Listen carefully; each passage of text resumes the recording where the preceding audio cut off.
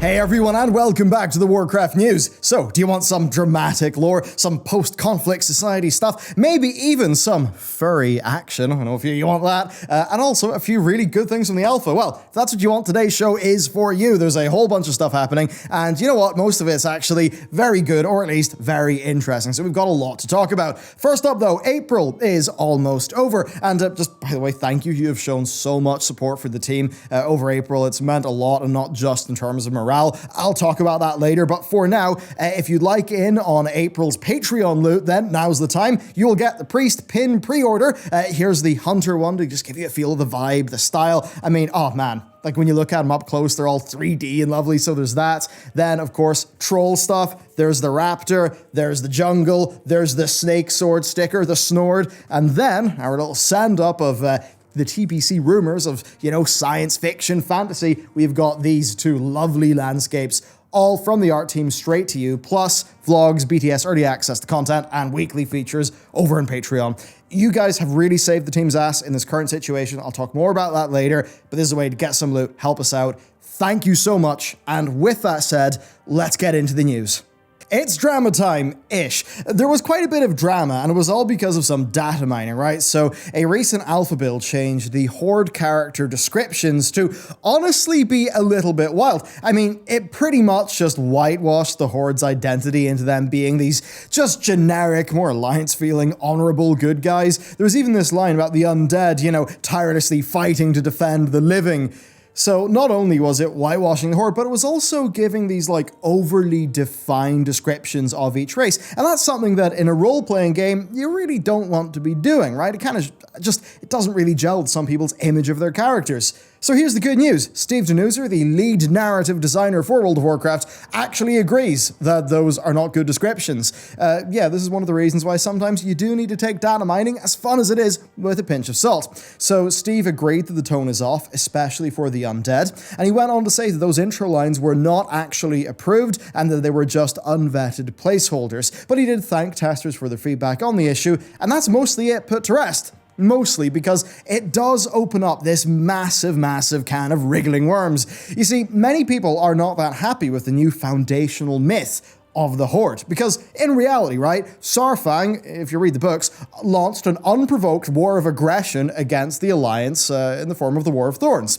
Horde members from all sort of sub-factions of the Horde participated. They fought on when Teldrassil burned. They stood by while Sylvanas blight-bombed the Undercity, and they continued to be, I would say, on average, a bit more nasty than the Alliance were during the war. Just look what they did in Stormsong. Now, after she team-rocketed away, Sylvanas was gone, Horde leadership then decided to be ruled by a council instead, right? So between them and the Alliance, they made this new foundational myth of what the Horde society was. And this myth is that the Horde was led astray by a dishonorable leader. And the whole point of that is to diminish the responsibility of individual Horde members in the atrocities that their faction committed. Why? Well, so that reconciliation can happen and that a peace can be formed. This is pretty standard, and hell, that whole, like, you know, forgive people of their past crimes thing and move forward, like, I'm Northern Irish. That very much happened here, where we are. You know, it sure did form the basis of us exiting, like a 30-year-ish civil war that happened here. So narratively, with all of that, and, you know, being a bit more familiar with that type of thing from where I'm from, it's actually an interesting setup, right? The testing of the resilience of this sort of new foundational myth of the Horde, that it really was Sylvanas' fault, and that the Horde sort of, you know, actual just regular rank and file have a diminished culpability. And I'll tell you who really does not believe that myth, right? That's Taronda. She does not think that the Horde people are innocent or that they should be forgiven. She wants vengeance. She's out for blood.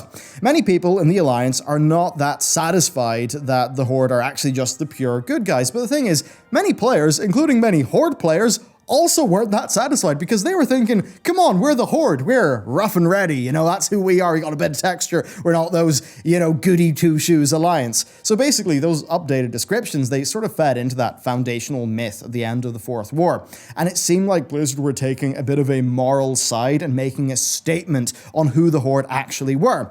Now, I hope I'm right in that reading Steve's post, that Blizzard are not doing that, because I think Tyrande is decently, at least emotionally justified, as are many in the Alliance. And if the official Blizzard line was that the Horde are now these sort of perfect goody two-shoes, noble paragons like the Alliance are, then it would make Tyrande seem super unreasonable. And that would take what should be morally grey, Tyrande's arc, and make it something that's black and white. Of course, that's something that they said they wouldn't do for BFA, but ended up very much doing. BFA was black and white morally. Now, Steve did later say in a tweet that there's like room for the races of Azeroth to change over time, and for me, I just hope that means we get more Horde introspection and more actual greyness. I don't think the story of the Fourth War's Fallout will be a good story if everyone just decides, oh, it was Madman Sylvanas, and, you know, not really the people who at the end of the day followed her orders. So who knows, maybe we'll need Christy Golden to come back and do a Nuremberg 2 for us, because that sure is how they resolved Siege of Orgrimmar. Now, there is one final lore thing to mention here. After completing Exile's Reach, you get an abridged introduction to BFA's storyline. One that kind of leaves out Teldrassil and Lordaeron, right? Just leaves out those campaigns. Now, I've seen some people claim that this is like Blizz trying to downplay them or retcon them or something, and I really don't think it's that. I think they just snipped the story down a little bit too much. Indeed, I think they really should amend that scene just such that new players, right, actually get the full setup of BFA before they actually go into BFA. I mean, hell, this is the new player experience. We can't assume that they know the War of Thorns, that they know Teldrassil and, you know, like Lordaeron, you know, because they haven't played the game. So that's my feedback there. Next up, though, and very much in the theme of leveling and stuff, we've got some interesting news. So, Blizzard are extending the XP bonus till Shadowlands pre-patch. Here's something a bit wild, though. Chances are that Shadowlands leveling times will be just as fast. And that's without the bonus, right? We saw Mephisto, probably the most powerful leveler on the planet, I would say. We saw him get a sub 8-hour time, which is beating his 12-hour time that I reported on a while ago. Now, being real, you're not going to level as fast as him. I certainly won't. But the point stands here. In Shadowlands, leveling will be pretty darn fast. Now, part of me does actually think you should wait and level up after Shadowlands, like, changes actually are in the game. But of course, if you want to like prep your characters for Shadowlands, I mean, yeah, now is the perfect time. Though certainly Shadowlands pre-patch, if it brings those leveling changes, I think it would be a really good time to go do some leveling. Anyway, going back to right now, in a similar vein, Blizzard are doing a double rep bonus event, but there's a catch, it's only Legion and BFA, and it won't work for the 8.3 reps. Come on, guys, the 8.3 reps suck. They're not that much fun. Why not just let people get their essences super quick and just be done with it? But, I mean, still, right, it's pretty clear that between this and the XP bonus, Blizzard very much do want to give you reasons to play the game. Seeing as 8.3 didn't do a great job of that in the long term, I think it's good, right? Most people are in, like, prepare for Shadowlands mode, so it's a wise move. And I'm glad that Blizzard ended up agreeing, right? A while back, I mentioned how Mists of Pandaria effectively used boost events to maintain interest in the game during Siege of Orgrimmar's legendary content drought. And what have we seen? Well, we've seen Blizzard actually go and do that, which I know that some people will see those boosts as cheapening their past efforts, but at the end of the day, I think it's just a good, pragmatic move for Blizzard to make, and certainly based on anecdotal evidence, it seems to have worked. Anyway, with that, and I guess still technically on the topic of questing, on Alpha, Blizzard have added a new UI feature to the quest panel. It actually will give you a recap of the story so far in the zone that you're in. Now, I know you might think, wow, people really don't care about the story or really don't read, do they? I mean, yeah, right, sometimes people just aren't paying attention to that, but what I will say is, you know, this will help people know what the story is. I don't think that's a bad thing. Maybe somebody, you know, maybe the game glitched out, or maybe they lost their connection, they didn't see an NPC do some dialogue, or, you know, maybe they had their hardcore trance music on, they were power leveling, and then they were like, oh wait, what happened? Who did I talk to? What's Doombringer? You know, they'll have that experience. So those people, right, who are maybe less interested in the lore, but would maybe benefit from knowing what's going on in the world they're playing, yeah, they can just hover over something in the UI and they'll get a recap of the story. I think that's actually a really good thing. So nice to see that. Just nice to see those like incremental UI improvements that Blizzard are putting into the game that hopefully will just sort of, you know, be a good thing as they're carried forward into the future. And I guess while we're talking about Quest UI stuff, they've actually added in the selection between Exile's Reach and your race's regular starting zone on Alpha. So it was just added in the new Alpha build. It's still a bit whip looking, but it's pretty clear that, like, I mean, right now the new player experience is sort of a work in progress, but it is something I'm sort of excited about. Right now, new people are funneled towards doing BFA content, 10 through 50, but the Adventure Journal has the breadcrumbs for each expansion's leveling content. So at this stage, I think we're just going to have to wait and see how Blizz actually hook that all up in game. Personally, I think it would be best to, do it via Chromie. For some reason, I remember them saying they would do it that way, but if they did it via Chromie, then all the weird time traveling would actually make sense from the player's perspective. But certainly, though, I'll say this: the prospect of leveling a character 10 through 50 in Northrend and being able to do all of Northrend at good pacing, that's really tantalizing. That's great. I mean, if I was to push my luck and ask for something that's completely unrealistic, I'd love to see Blizzard just have some way for people who maybe do that leveling experience to then experience the end game of that expansion, at least narratively. I'm not sure how. Maybe you could do a legendary quest line for each expansion.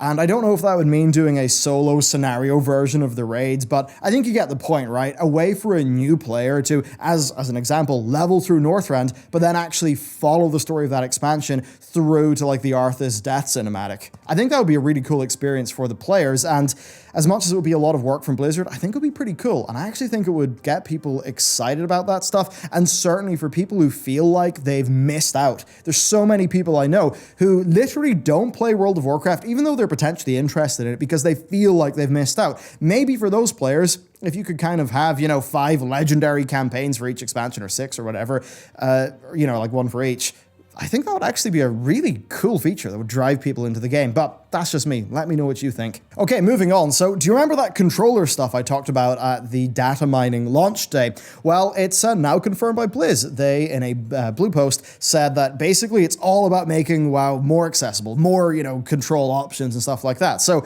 yes, they're adding support for keybinds, camera, and character turning for controllers, and that includes the Xbox Adaptive Controller. Now, that is something that is just an incredible product for disabled gamers. It's really, really important that it exists. And it's something that I think gets even better because if you think about it, right, the business case for making that for Microsoft isn't that massive, right? Microsoft didn't have to make it, but seemingly Microsoft had the capacity, felt it was the right thing to do, and they actually did it. So that's just such a great thing. But then, for those of us who are not using the adaptive controller, we'll be able to use our controllers. Now, that is not an ideal situation in my view for everything in the game, but certainly these new zones are beautiful. If you've got like your big 65-inch TV, looks really gorgeous, maybe you can, throw on some add-ons to make the cinematic experience and just play through the new linear sort of campaign narrative of Shadowlands. Just chill out on the sofa with a few beers, right? Is it different to speed leveling with some trance music, some speedcore on, maybe some like metal?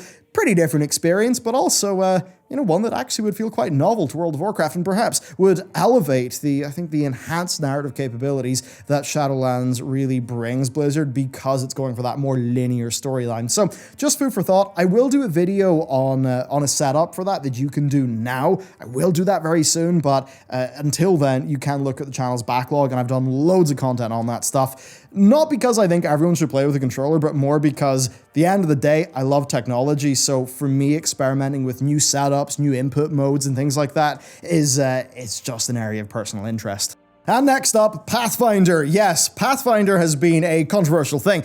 Back in Warlords of Draenor, like Blizzard and flying was such a big thing. It basically seemed like they wanted to axe it from the game entirely, but we ended up coming to this Pathfinder compromise. But of course, for a lot of people, they go back to WoD, or maybe a new player, just getting Pathfinder's a real drag, a pain in the butt, because they just want to be able to fly. Well, especially that would have been a problem with Shadowlands, right? Where you could be leveling up through WoD or Legion or whatever. So the good news here is that Blizzard are changing pace a little bit. Pathfinders will be purchasable, much in the same way as, say, warm weather flying or cold weather flying. And you know what? It's very funny. Blizzard keep on having their weird janky way they've done things recently, and then they keep on looking to the past and sort of thinking, oh, that way we did it in the past was really simple and worked.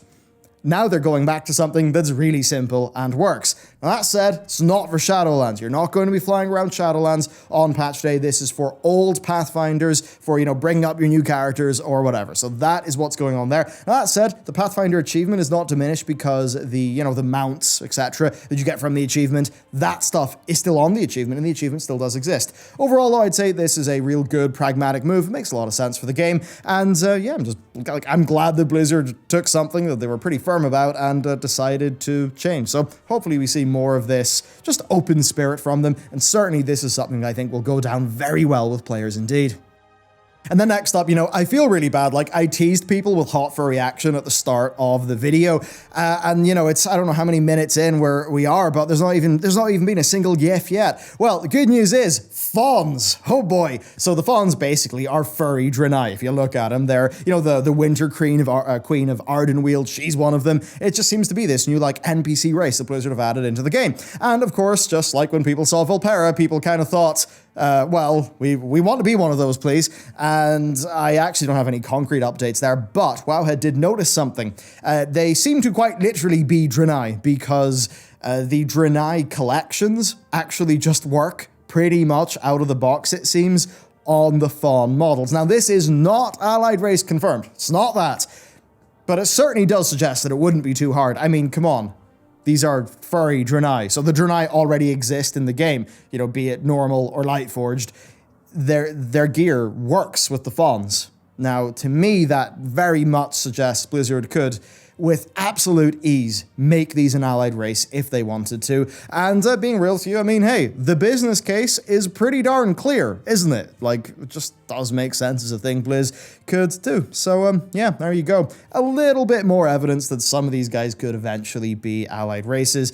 We did another full video actually speculating on this stuff and some of the early data mining, but this is a new thing that has popped up that I suppose just increases the feasibility a little bit. And then finally, to cap off the news here, just a nice little thing from the alpha. It's not big, but basically NPCs will just look at you when you're near them. It's just a tiny little thing, but it makes them feel a bit less static. It's nice to have, and the more things we get like that, the better. I mean, if you've got that, then, the garrison NPCs, how they'd, if you were in their way, they'd path around you. Just between all those things, I've got to wonder what happens if Blizzard tries to go whole hog making a dynamic city with, the characters, they look at you when you talk to them, maybe put in some of that NPC AI that they've done in the past. I think would be pretty cool. But there you go. That is it for the Warcraft news. Now, earlier when I was talking about the Patreon stuff, I did want to mention, or I did say I'd talk about the impact and stuff like that it's had in our team. So, on that, one of the really nice things about it is now that the Patreon is larger, we're able to actually put more time into it. So Jared is doing weekly posts there, diving into the lore and speculation. That's been really fun.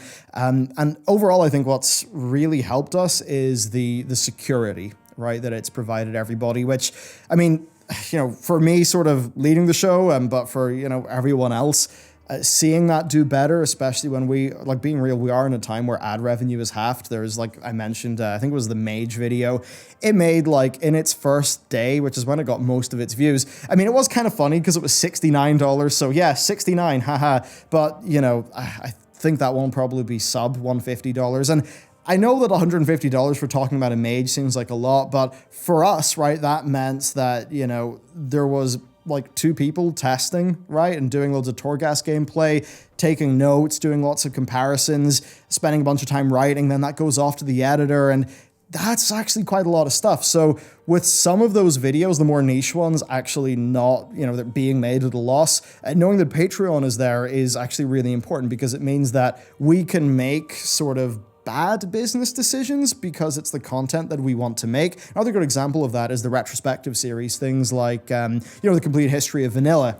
Those, for all the content we do, they take the longest to write, the longest to edit, and they make the least. There could be 50 hours going into one of those, and it could make $400. And of course, you move the dollars into pound sterling, and then you take into account tax and things. And yeah, with Patreon existing, that's all a lot more possible. And then also, ad rates have halved. Now, for us, normally, an alpha coming out, in 1 month of the alpha launch when it's all big hype or, BlizzCon or something, yeah, we can make 2 months of YouTube AdSense revenue, 2 normal months, maybe even 3.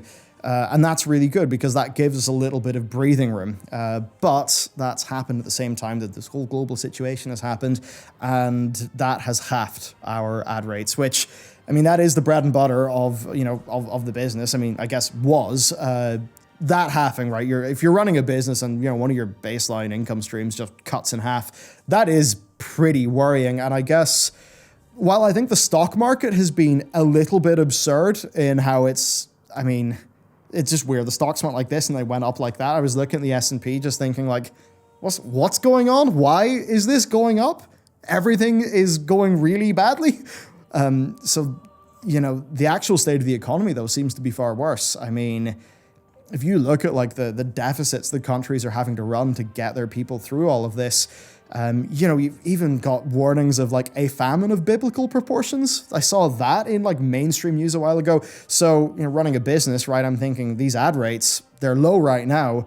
They're probably not going to return for quite some time indeed. And that just sort of stresses the importance, you know, for us, for actually making all of this be a long-term sustainable gig, to the point where, you know, relying on the YouTube ad revenue, I want that to happen less and less and less. That's good for a bunch of reasons, right? When, you know, you have a more diversified income, then you're less vulnerable to one thing kind of ruining what you're doing. And, you know, for us, like, if that happens, then people lose their jobs. And that's obviously not what I want to have happen, because I, of course, feel a responsibility to keep those jobs going. So knowing that we're in a situation where YouTube ad revenue is probably going to be suppressed for quite some time, I would say, knowing that that's happening, I mean, there's some people there experiencing like their views are going up because of the quarantine content, but I mean, for us anyway, it's nowhere near making up for the, you know, for the slashed revenue. So just knowing that we're more safe there has been really important for the team. Like, I guess, you know, they see the Patreon numbers be in a good state. By the way, I should mention that, you know, there is a lot of cost in our Patreon. That's not all profit. We, you know, have to pay the artists to make all of the stuff, and then postage, you know, for everything, because the postage is included in the pledge. So that's like not the profit we're making, nowhere close. But it certainly has been going in a good direction. But just like for, you know, for our people, they've seen that, and it's been a morale boost, because they're knowing that, like, okay, wow, you know, people are actually supporting us. They basically feel more safe in their jobs, which, yeah, which is really important. And just, anyway, thank you. Seriously, it's been very good indeed. Yeah, so I guess that's just some of my perspectives on that, you know, from just sort of taking off my, you know, Warcraft YouTuber hat, and just talking a little bit more like one-to-one and just the realities of, you know, what's sort of underpinning this whole operation. So anyway, that's that explained. I hope you enjoyed today's World of Warcraft news, though. Do let me know on the lore or, you know, on the controller stuff, anything. Just let me know what you think. And either tomorrow or the day after, I hope to have Professions. And Professions are actually something that I'm really excited about, which is really good for me, because back in Wrath and Kata, man, I love Professions, but, you know, with the moats being bop originally in Miss Pandaria and a few things like that, Profession gameplay just really fell by the wayside for me. But finally, for Shadowlands, I'm actually getting excited about that again, so I think that should be a video to look forward to. Anyway, thank you for watching this video. Let me know what you think, and I will see you next time.